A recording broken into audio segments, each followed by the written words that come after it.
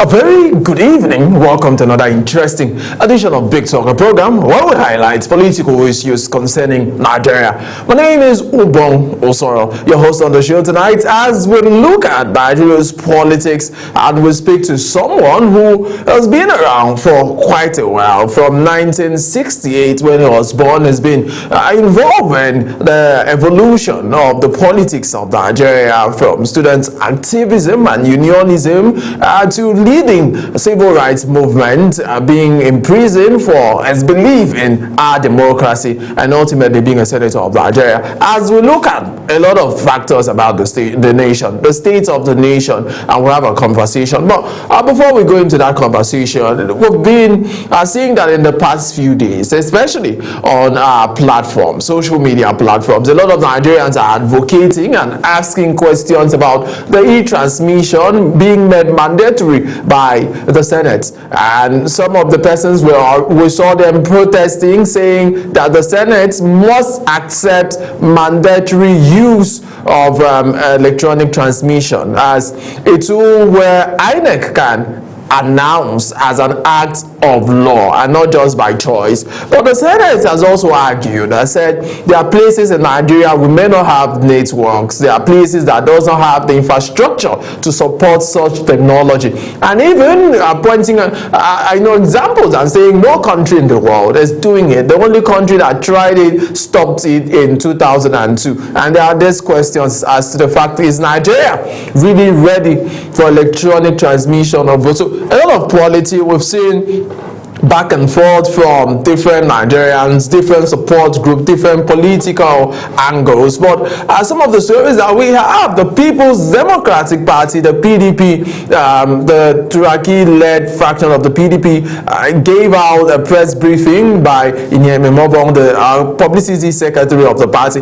and he said clearly in that press briefing that the PDP insists that the federal government must speak and negotiate and make sure that we head into the 2027 general elections having electronic transmission as mandatory. And we've also seen the African Democratic Congress, which is gathering steam, by the way, also, saying the same thing, that Nigeria must ensure that we have electronic transmission of our vote. So these are conversations that are ongoing, but we've seen the two sides, where some persons have argued to the fact that yes, we do not have the infrastructure, no country is doing it. Some persons say if Nigeria is serious about bringing in electronic transmission of votes, they can actually do it. Some persons have pushed that narrative, saying, come on country, if we are serious, we can do it. Some persons say, let's have this progress now.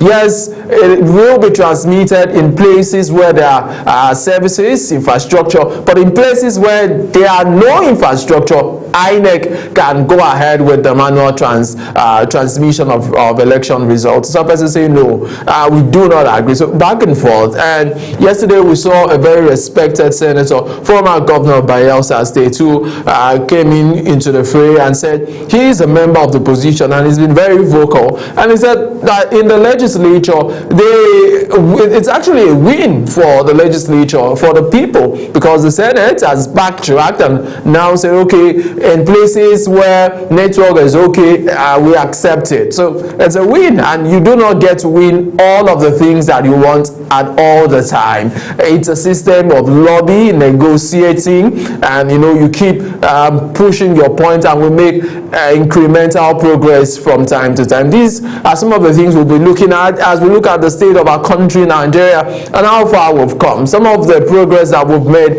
as a country. But let's go for the short break as we hope to get back to our conversation for tonight. Stay with us. This is Big Talk. Policies and political actors are in the news every day, all day. And on our part, we guide you through the noise and get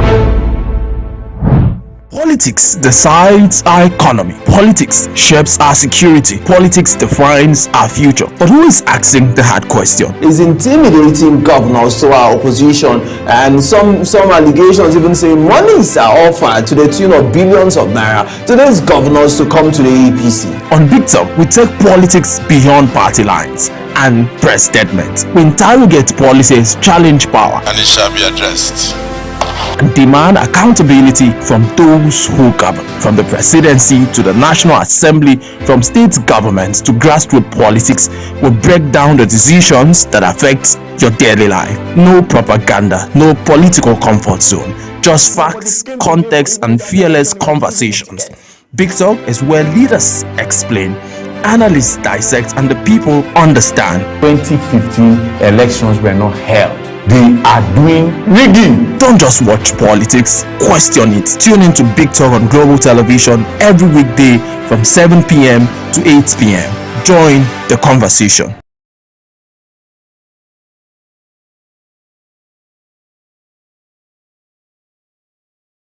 Alright, so welcome back to the program as we're looking at the state of the nation and some of the things that have happened in Nigeria of recent, where we've seen a lot of Nigerians protesting and saying that at this moment, at this point, we are sure that Nigeria is ripe for electronic transmission of votes. My colleague, actually Samuel Odi, did some reports about that particular, incident where Nigerians are protesting. Let's actually take the reports now. Protesters drawn from civil society groups, youth organizations and pro-democracy advocates converged on key routes leading to the National Assembly complex, chanting solidarity songs and carrying placards with interpretation such as "Our votes must count," "No more electoral delays," and "Pass the e-transmission bill now." They accused lawmakers of deliberately stalling the reform to protect vast political interests, warning that failure to act swiftly could undermine public trust in electoral processes. Addressing newsmen, Labour Party presidential candidate in the 2023 elections, Peter Obi, threw his weight behind the protesters, describing the delay as a setback to Nigeria's democratic growth and urging lawmakers to listen to the voice of the people. On that election day, the result must be transmitted from the polling booth to the RF. Protesters insist that electronic transmission of results remains critical to safeguard against vote manipulations, especially in remote and high-risk areas. Aisha Yusuf, a human rights activist and the executive director, Center for Transparency Advocacy, Faith Mwadashi, called on lawmakers to prioritize national interests over partisan consideration and immediately condone work on the bill. They have the constitutional power and authority to indeed ensure that there's real-time electronic transmission of results. That is all Nigerians are asking for. We are here to remind them that we have the votes, we have the ballot, and it is us that decides. People talk about the power of the gavel, but I tell you the power of the ballot is higher than the power of the gavel, because without the ballot there will be no gavel. What we're just pulling out is that we want electronic transmission real time. Civil society organizations also vowed to sustain peaceful pressure, insisting that the protest marks the beginning of a broader civil engagement campaign until the National Assembly assures full legal backing for the electoral transmission of election results. Samuel Odi for Global Television News.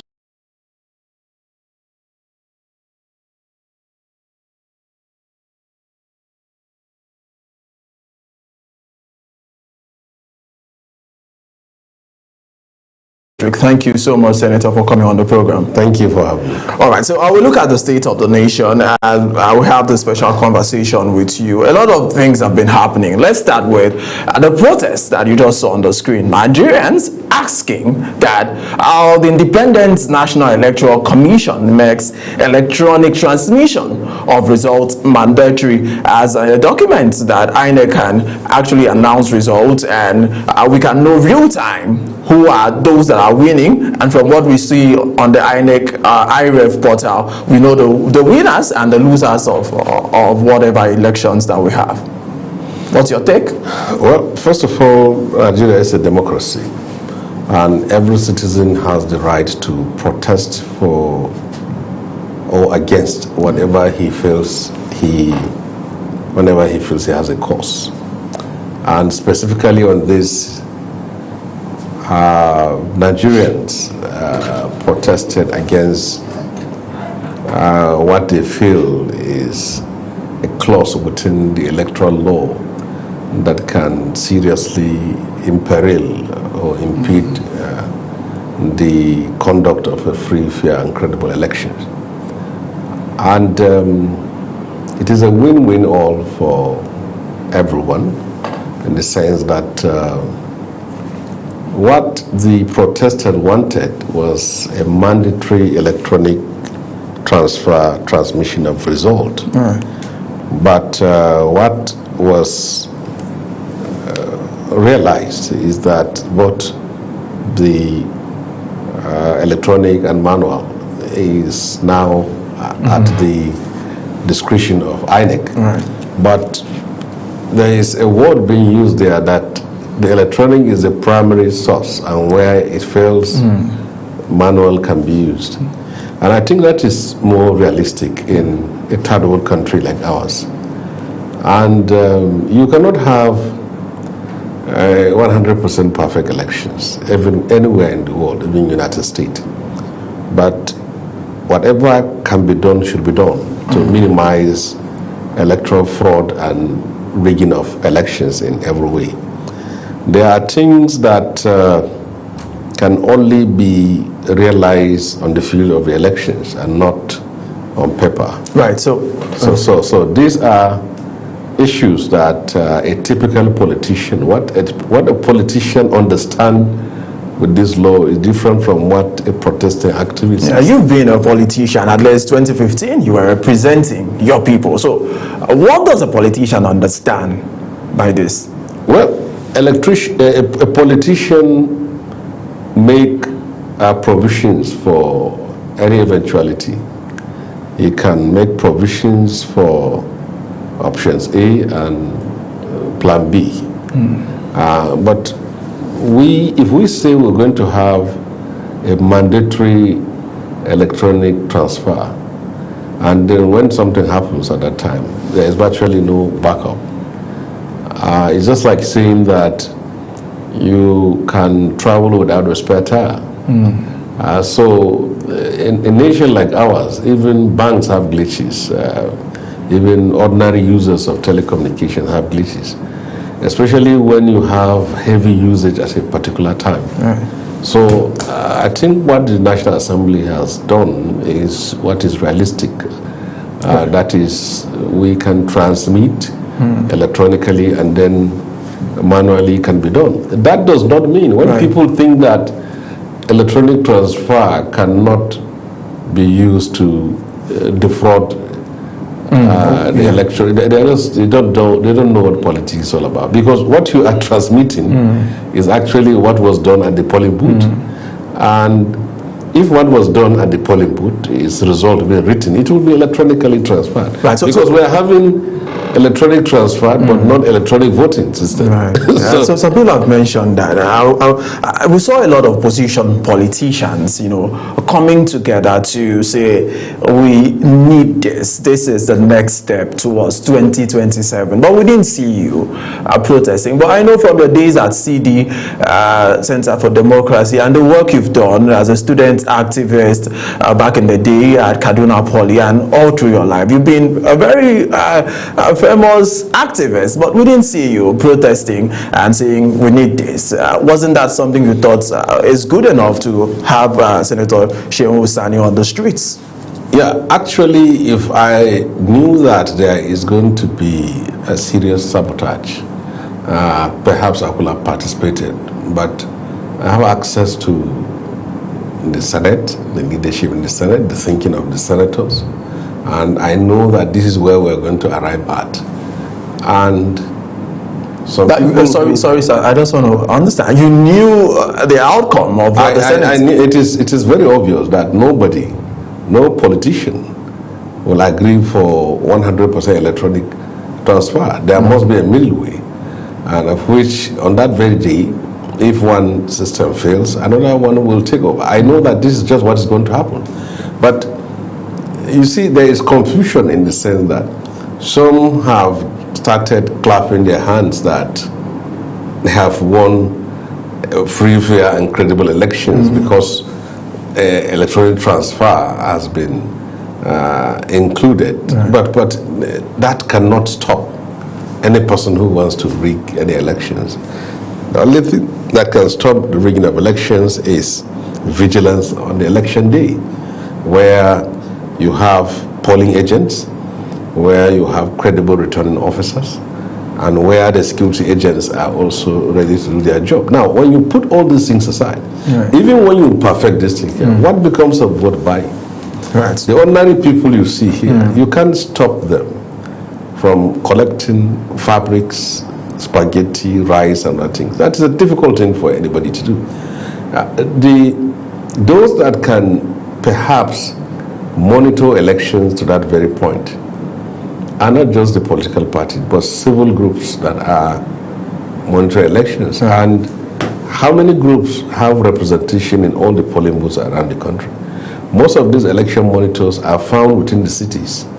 And for example, the foreign election monitors, when they come to this country, they lodge in a 5-star hotel, and then they bring in some 10 or 20 election monitors, and then they inspect 1 or 2 polling booths, and then they move to the outskirts of the town. They don't go to the hinterlands, and then that's all. Right. So, Senator, we saw that in 1993 you were imprisoned by General Ibrahim Babangida, and after that you came out, and General SANI also imprisoned you, and you were among those condemned to life imprisonment, if not for the fortunes of God. When you look at the democracy in Nigeria that you've been so involved, you've poured your sweat, for this democracy. Are you proud of our electoral system? Let's say from 1999 to date.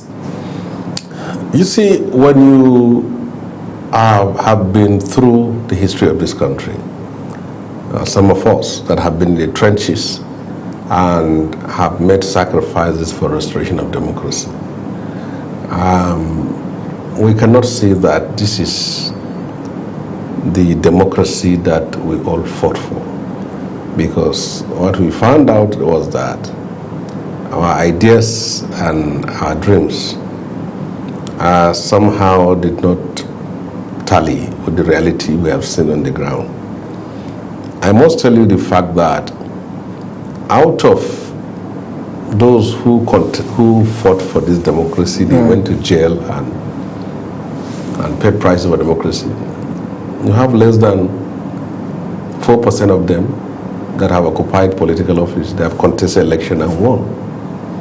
So, activists in some cases are not good politicians, because when you are an activist, you are driven by principles, ideas, and causes. But a politician can change color, change shape, change form for him to realize what he wants to achieve. And so principle is not there. Morality is even sometimes not there.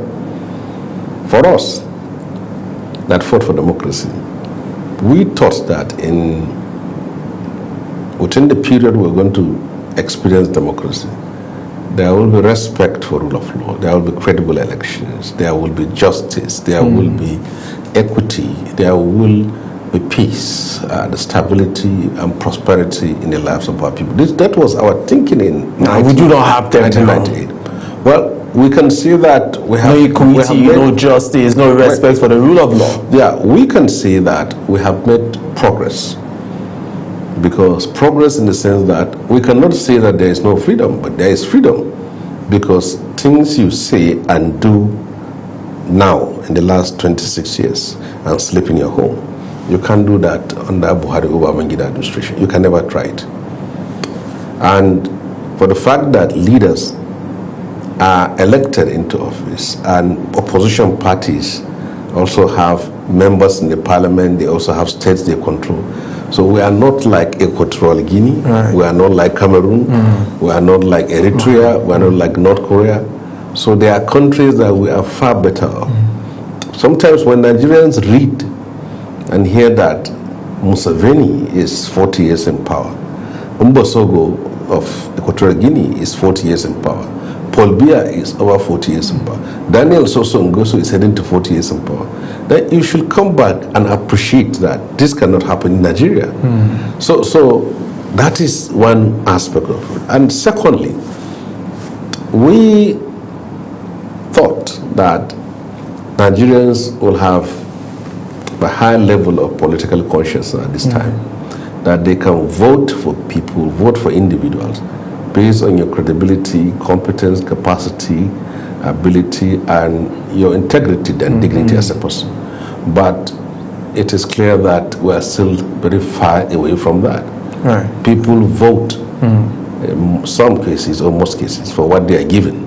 What they will benefit. We'll talk about we'll talk about why people vote for. But I'd like to ask, because you mentioned opposition. Are you still a member of the PRP, and which of the parties do you associate with now? I'm a full-fledged member of the APC. We were the founding fathers of the APC in Kaduna State, and when we formed the APC, I contested and won the Senate in 2015. But we had our fundamental difference with the governor of the state, Malam Nasir Rufai. Yeah, where he forced us out of the party. And Governor Nasir Rufai forced us out of the party. How did he force you out of the party? He was fighting me, fighting anybody who is not within his cycle. And was it an ideological fight? Well, we have political differences, we have personal differences, we have ideological differences. In the sense that we formed a government, we won elections, and then he embarked on certain policies that, first of all, divide the state along religious line and treat one part as an outcast. And secondly, excluded some people out of his government, and then start unfolding anti-people's policies, demolishing homes, sacking workers. I mean, it reached a point where everyone simply treats the party with a leprous hand. Like it's That's the APC. The APC. That led to the situation where we left the party and joined the PRP and joined the PDP in order to fight the APC. And what was the result of that fight? In the fight we had, we fought the APC under Nasser, and the party now lost the presidential election. They lost the 3 senatorial seats. Out of 14 House of Representatives seats, the ruling party in the state only got 3. So all we won. So you can see that was the impact of our leaving the party. But now, all those who left the party have returned back to the party courtesy of Obasani's programs and reach out policies to all the aggrieved who have returned back to the party now. So you are now a bona fide member of the APC. I have returned back to the APC, yes, in Kaduna State, yes. And it means you may be, if President Bola Ahmed Tinubu decides to run for 2027, you may be supporting him. Not maybe. As a loyal party member, I'm going to support him 100%. Why should you? Maybe. You can't be a party. And when I was in the PDP, as a member, we supported Atiku against Aswaju. Right. You know? You were very vocal about supporting Atiku. Aswaju was my friend. And I found myself, inconveniently, I have to be with Atiku against Aswaju. But Atiku is also a man of history whom we share a lot of things in common. And 2 of them are good friends. So now I am with APC and with Aswaju, and I believe that Atiku will win the ADC presidential primaries, and that is a good for the party. And so we can take your word to the bank. You will not be supporting Alhaji Atiku Abubakar in 2027 if he decides to run under the ADC. Not just bank, you can take it to the World Bank that I'm going to support Aswaju in 2027 if I'm alive, if I'm healthy, and if everything goes right. Let's look at your days at Kaduna Poly. You were very vocal about student activism. When you look at the kind of unionism that is played by Nigerian students today, and you reminisce your days, do you see a contrast, or do we still have those kind of student leaders that can stand up to face those in power and advocate for policies that are people-centric? Well, there are some former NANS leaders. I would wish one day you invite them here, like SHEHU, like Nasru Kura, and several other revolutionary NANS leaders. We miss those years where students, when they issue threats, the whole nation shakes, where they can mobilize 1 million, they can shut down the whole country. Student unionism has drastically changed in this era. Student unionism now is more of support for the establishment, dishing out awards to people in power and rich people, and behaving like those in power. I just saw a video clip of a student union government president with convoy and security aids, typical of what governors and the president do. And senators, you need to add senators, because senators also go with convoys. Some of them. They go, but I never go with any convoy. So I know that they do. But a student union leader of this era is quite different from the one. The ones of the 90s and 80s were young men of principle and conviction who cannot be bought and who cannot be compromised. They work with their comrades in office, and their first and foremost fundamental focus is the welfare of students, and also that welfare and also the issues that affect the country generally. So they side with labor, they side with civil society. They have become also forced, which everyone will look to. That's why we're able to, in 1989, we led what was called anti-SAP riot, protest in the against structural adjustment shut down the country. And then under the Babangida regime, the NANs were fully involved in the pro-democracy movement. Many of those student leaders ended in jail, and some were killed, and that was our own anti-apartheid struggle in Nigeria. When I look at this with nostalgia, I thank and appreciate the fact that I belong to that generation. And when I see student union leaders nowadays, I just shake my head and say, this is... Are you making efforts to mentor a few? Well, there was a time I reached out to the former NANS president and said, you shouldn't allow your baby to degenerate to this level. NANs are now, many of them are in the pockets of politicians and pockets of people in government.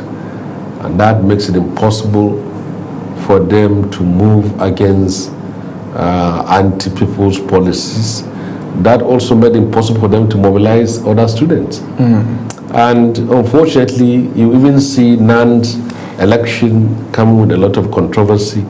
Money is being used, and also sometimes religion and ethnicity comes in. These are all alien things we never knew during our days as students activists. All right, so Senator, we saw you in 2011. You protested against the removal of subsidy, but you're saying you will be supporting President Tinubu in 2027, and he removed subsidy the first day he came into office. Does that balance what you were supporting in 2011 and the government that you'll be supporting going forward? You see, in other countries of the world, when they say political parties, you will see that it's been defined that are you left, are you right, are you center left, center left, are you welfare, are you conservative, are you liberal, democratic, are you Republican? These are the way they define political parties in other climes. But in our own country here, you don't know the difference between any of the parties ideologically. If you pick the manifestos of all the parties, you find that it's as if they photocopied and shared and changed the wordings for each other. There is virtually no philosophical or ideological difference as far as political parties are concerned in Nigeria. So that's why you can see that even within the buffet of politicians that are aspiring for political office, Peter Obi will not go with subsidy, Atiku will not go with subsidy, Tinubu will not go with subsidy. So where again, there is no Marxist there is no socialist among all the presidential contestants. Many of them don't even subscribe to Marxism or socialism, so communism. There are many, all of them, all the political capitalists are subscribers to Adam Smith's school of thought. They are all for World Bank, they are all for IMF, they are all for neoliberal economy, they are all for these things here. So even when Nigerians say that this one is better than this, it's not on ideological term. That's why I get surprised when people think that those who want to take over are better than those who are there. Many of those who are in the opposition today were all part and parcel of the government of this country from 1999. And if you are looking for those who were in PDP 16 years, they are now in the opposition. If you are looking for those who are in APC from 2015 to 2023, they are also in opposition. If you are looking for people who were both in APC and PDP, they are all in the opposition. So what we are having now is like Team A of the ruling class are in power and Team B of the ruling class are in the opposition. But there is no ideological or philosophical difference between those who are in power and those who are in opposition. So that's why even when they are going to be there, they will not do anything different. Right, so I'm asking, you supported fuel subsidy. Yeah, I supported. You led Nigerians and said we should occupy Nigeria, we shouldn't go ahead with subsidy. But today your friend is implemented subsidy on the first day, and some Nigerians say he implemented it without measures to ameliorate the sufferings of Nigerians. So I just want to know what do you say about that? You see, you have even got it since the time of Babangida administration. Right. We were opposed to the removal of subsidy. We protested, we organized rallies, we challenged government. Many of us were arrested, many were shot in the struggle against the removal of subsidy. But during the Buhari administration, we now have to think twice. And why do we think twice? Is that, first of all, who are the beneficiaries of this subsidy? Nobody has ever come out on TV and say, I have been collecting money from subsidy. Right. That is one. Secondly, how are we going to continue to fund subsidy when it is clear that our bill for subsidy has been moving from millions to billions and trillions to the point that we have to borrow to even subsidize? That is it. Then now we also have to say, okay, if we are going to stop subsidy, where will be the money? And then we now come to the agreement that monies removed from subsidy will be handed over to the states to implement infrastructure project and developmental projects across the country. So it's not that the money that was removed from subsidy was simply stolen. But what we have seen today is that the removal of subsidy has increased the revenue in the states. So you've shifted your stance? Yeah, we did shift our stance, and that was it. But you've always been a man of principle. Yeah, you say it's just like now you said, I'm going to my house and the road has to be strict. And if I have to take any corner to that house there, it means I'm not of principle. Right. So what we are saying here now is that if this money could be moved from A to B for the sake of the people, it is okay. But that was what Goodluck Jonathan said in 2011. Yeah, and that was unfortunate that he was fought along that line, but that is also politics, and then that is just what happened. And unfortunately for him, Nigerians bought it, and then. But you were one of the Nigerians that made them vote. Of course, I was in the forefront of that protest. And do you regret that action today? I didn't regret, because that was what's supposed to be done at that very time, and I'm okay with him. But I like him; it's a nice guy. Thank you, Lord. Let's go for a short break, Senator SHEHU SANI. When we'll come back, more questions for you. Stay with us, people. We'll be right back after this break. Politics decides our economy. Politics shapes our security. Politics defines our future. But who is asking the hard question? Is intimidating governors to our opposition, and some allegations even say monies are offered to the tune of billions of naira to these governors to come to the APC. On Big Talk, we take politics beyond party lines and press statements. We interrogate policies, challenge power, and it shall be addressed. And demand accountability from those who govern, from the presidency to the National Assembly, from state governments to grassroots politics. We break down the decisions that affect your daily life. No propaganda, no political comfort zone, just facts, context, and fearless conversations. Big Talk is where leaders explain, analysts dissect, and the people understand. 2015 elections were not held. They are doing rigging. Don't just watch politics, question it. Tune into Big Talk on Global Television every weekday from 7 p.m. to 8 p.m. Join the conversation.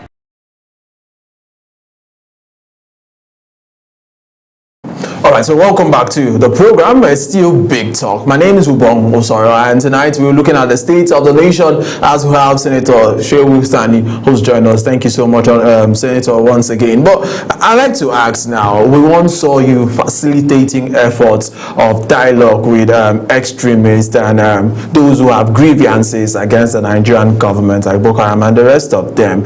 And now we've seen there seems to be insecurity in every part of the country, as at that time it wasn't this widespread. So two questions now. When you look at how insecurity has spread, what methods do you think can be used to combat insecurity, and do you think that the government is doing enough to fight insecurity at the moment? Well, sometimes in 2011 I initiated a project of reaching out to the extremists in northeastern part of Nigeria with the possibility of exploring peace through mediation and dialogue. And I reached out to former President Olusegun Obasanjo, and then I took him to Maiduguri, and we sat down with the family members of the Boko Haram people. And unfortunately, after he sat down with them, talked to them, they give their conditions, and then he couldn't have the audience of reporting to the government. This is what needs to be done. And 2 days after, one of those who facilitated that meeting was shot dead by the Boko Haram people. So that brought to the end of that attempt. Looking at what has happened since that very time, we have seen thousands of people that have lost their lives. Millions of people have been displaced. The evil of Boko Haram and other terror groups visited our country for this long and took the lives of so many of our people. They kidnap, they extort money for ransom, they rape women, and they displace communities. This is the situation in which we find ourselves. But this is a challenge of our time. Our military have been fighting, our security forces have been fighting. If they have not been fighting, you can't even sleep in your home. That's why when people say Nigeria is not secure, Nigeria is not peaceful, and by the time you are seeing that, it's either you're having your tea in your house or your meal in your home, and then you're talking about that. People are making sacrifices. People lay down their lives, and I say lay down their lives for you to be able to live in your home. So we must appreciate that. Security has deteriorated over the years in the very sense that our security forces have not been adequately funded, and they have not used technology to the maximum in terms of tackling these evil forces. It's unfortunate. I don't actually know what is happening. A nation like ours that have a history of intervention in many countries, restoring peace and stability, now we're finding it difficult to take care of our own house. Before our independence, 46,000 Nigerian troops were in the Second World War involved. We are part of those Western alliance that defeated Germany and entered into Berlin. We were there in East Africa in the Second World War. We were there in Indochina. And we helped liberate many countries. When we got our independence in the 60s, Nigeria was in Congo, Nigeria was in Tanzania. And then we can see our record in the anti-apartheid struggle, and then we helped free Mozambique, Angola, South Africa, and in the 90s we were there in Liberia and Sierra Leone. And then in 1978, I remember Nigerian troops were in Lebanon to restore peace and order. Now this situation we find ourselves. So I wonder how. Is it a government failure when you? I wonder how. If you look at the budget, defense and security takes the highest share. Yeah, the last budget is 58.24 trillion. Yeah, but unfortunately, every time you see our forces complaining of lack of sophisticated weapons, lack of welfare, what is being paid to them is negligible. So you wonder where the money is going. But who should be blamed? You've just stated some of the issues that we've seen, even on social media. We've seen some soldiers who put up cameras and states that they are using their equipment cannot match some of the equipment that are being used by the ragtag terrorists. Yes. Who should be blamed? Somebody must take the blame, and who are you calling out today? Well, I think this has been with us since the time of Jonathan and Buhari, but now there is improvement. Since Christopher Musa became Chief of Defense Staff, and since Nuhu Ribadu became the National Security Advisor, Nigerian security has actually improved. Improved in the sense that we are not there yet. It does not mean that we have ended kidnapping, ended killings, ended displacement. But comparatively to where we come from, we have made tremendous progress. Right. Now, when last have you heard that kidnappers have entered school and kidnapped students? Last year in Niger State. It happened St. Anne's Catholic School in Niger State. And how long does that take for them to be out? Federal government Girls College Yauri took 1 year, 8 months in the hands of captives. It happened in government secondary school Jangibe, government girls secondary school Dapchi, Bethel Baptist High School Kaduna, Greenfield University Kaduna, government science college Kagara, Tangaya in Tegina, and then on and on. These are all kidnappings that happened under the last 2015, 20, yes. Even along Kaduna Abuja Road here, under the last administration, you have 4 to 5 kidnappings every day, including what happened at the trains.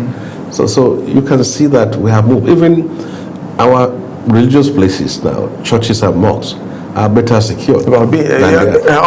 Senator, just the other day, 2 days ago, a church was doing a night video in Benue State. A terrorist went there and hijacked them. So who should be blamed? Now, let me tell you, see, you can't, even United States, the most advanced nation, and even just yesterday in Canada, someone pick a gun and start killing people in a shopping mall or something. In the US, they go to the mosques, they go to the churches and kill people. They go to shopping malls and kill people. So that does not mean that the nation is not doing something about security. So you will have these things here, but generally for now. Your assessment has been improvement. Yes, in the sense that many of the top leaders of these bandits and terrorists have been eliminated. right, over the last 2 years. So, Senator, I want to take you on something that is very dear to my heart, the issue of out-of-school children. We see them a lot in the north. In fact, the latest statistics, one of the records I was reading says 1 in every 7 child in northern Nigeria is not having education. Are you bothered at this level of growing out-of-school children? And the population, we are, some say 250 million now, that even the next 10 years, we do not get down to solve this issue of out-of-school children. It may lead, and may even be the reason why we're having the serious insecurity issues we have in the country. You see, the difference between poverty and illiteracy in Nigeria and that of Nigeria and Burkina Faso is that of Nigeria and Burkina Faso is lack of resources, and Nigeria is not lack of resources. Take, for example, we have public primary schools and public and private primary schools. The private primary schools can charge nothing less than, let's say, 50,000 naira per child, and in some elites it's in millions. But in public primary school, sometimes the admission is free, and sometimes the payment is even 200 naira. So you see, it's not the absence of the schools, it's not the absence of resources, but there are cultural inhibitions and misplaced religious thoughts that keep these children out of school.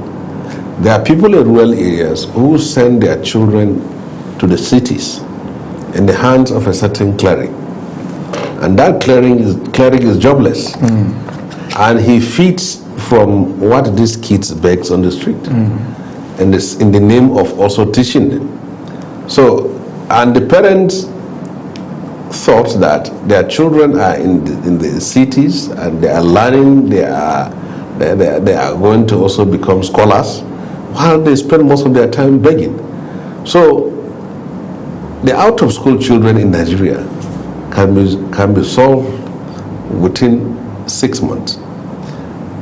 If you now criminalize out of school,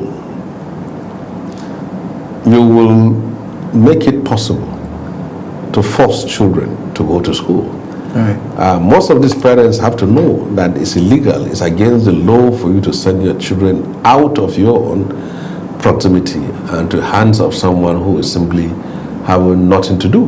Right. So if you put all the children in northern part of Nigeria out of school, to get them back, to get them admitted into public primary school that we call LEAs, if you put all of them in all the 19 northern states, to get all of them into primary school to the point of secondary school, you are not going to spend more than 50 billion naira. So is it? So why is the government not doing it? Because I told you, it's not simply resources, is that there are cultures and religious and religious thoughts that keep these children out of school. A certain sect believe in children begging in the street. So is the government helpless about the situation? Yes. No, you need to have a firm resolve on the issue.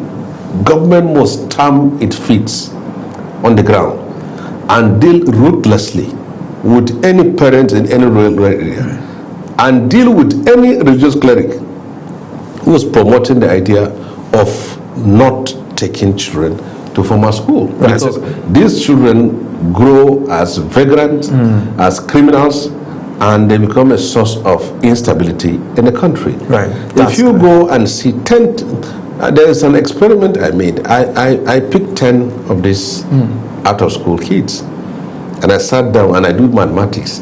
What will it take me to take them into the next primary school that is public? It takes nothing. Just go to headmaster and say, just get them through, and they will be given classes and they will give books. So what is the problem? Right. So Senator, now there's a discussion. And then they will tell me that their parents will not allow them to go to school. So what does that mean? So it's not the school that is the problem, it's not the resources the problem, it's their parents are the problem. Yes. All right, so Senator, now there's a problem, and people are saying that we should come back and look at our political system, if you look at the money budgeted for a political system, the system, the ecosystem, some Nigerians say that the amount is so bogus and too much, that we run apparently one of the most expensive political system in Nigeria. And some people are even advocating the idea, instead of having a federal, we have the House of Representatives and we have the Senate. Why not scrap one and make our public offices so unattractive, so we could have people who really want to serve the people going into those offices? Maybe reduction of salaries of senators. I don't know how much was being paid to you as a senator at that time, but do you believe that we can reduce the inducement of our political offices? You see, sometimes we don't actually know what we want. Someone will advocate for something, and when it comes to him practicalizing it, he will now change tune. If we are going to make a fundamental restructuring of this country, political restructure of Nigeria, and you do it with the sense of cutting costs, there are a lot of things that has to be done, but you ask them, will you be ready to do it?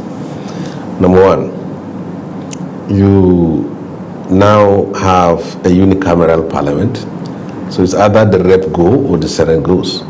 So instead of having 360 members of House of Reps and 109 senators, we will now have half of those numbers. Now money is saved. The second aspect is that states have to merge.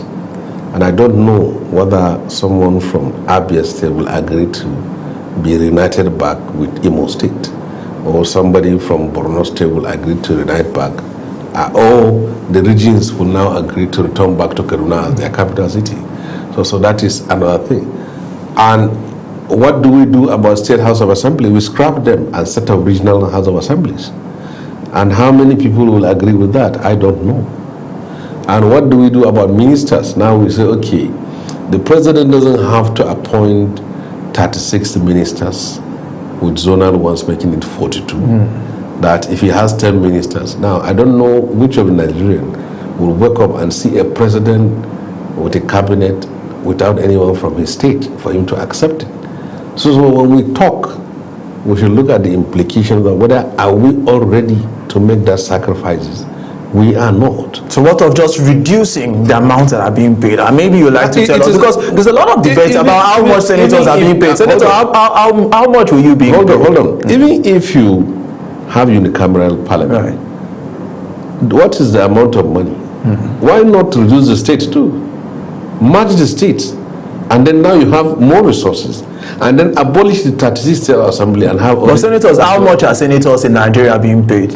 Well, in our own time, it was 13.5 million for running costs in office. The basic salary is about 750,000, and the constituency funds run up to about 250 million at that very time per quarter or per year.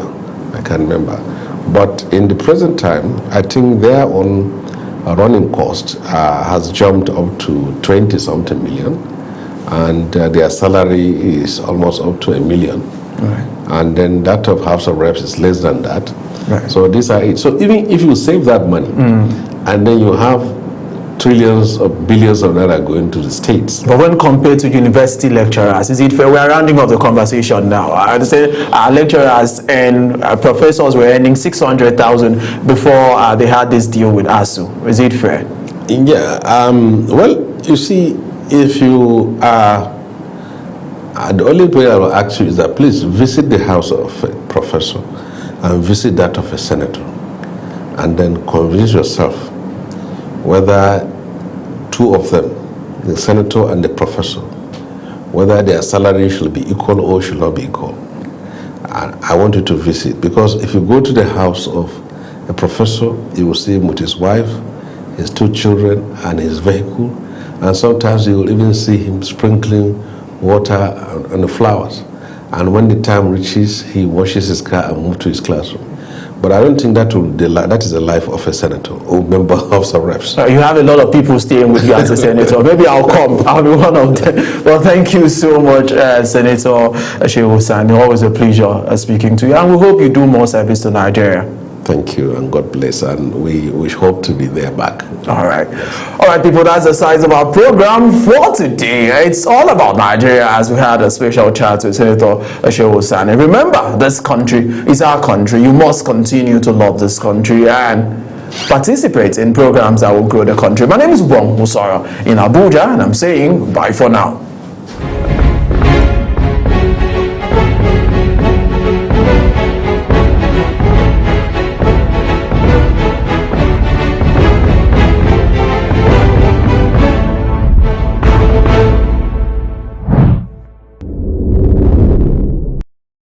Decides our economy, politics,